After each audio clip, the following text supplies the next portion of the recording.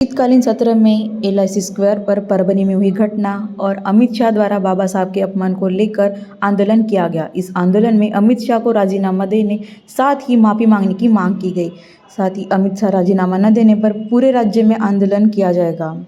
नितिन राऊत ने 26 तारीख को भारत बंद का भी इशारा दिया है। की आंबेडकरी समाज या ठिकाणी प्रचंड खवळलेला आहे।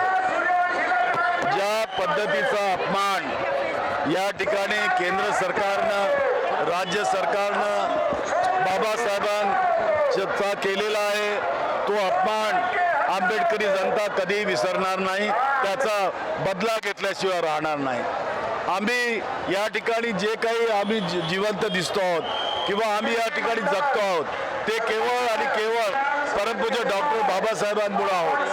नाहीतर या देशामध्ये 5000 वर्षापासून आमच्यावर सातत्यानं अन्याय अत्याचार होत होता। माणूस म्हणून आम्हाला जगायची संधी नव्हती। आज ती संधी जी आम्हाला भारतीय संविधानाने दिली ती केवळ परमपूज्य डॉक्टर बाबासाहेब आंबेडकरांमुळे। आणि अशा व्यक्तिमत्वाचा, अशा राष्ट्रपुरुषाचा अपमान करून भारतीय जनता पक्ष हे जर दाखवत असेल की तो त्यांचा सन्मान आहे तर त्याचा आम्ही या ठिकाणी निषेध करतो।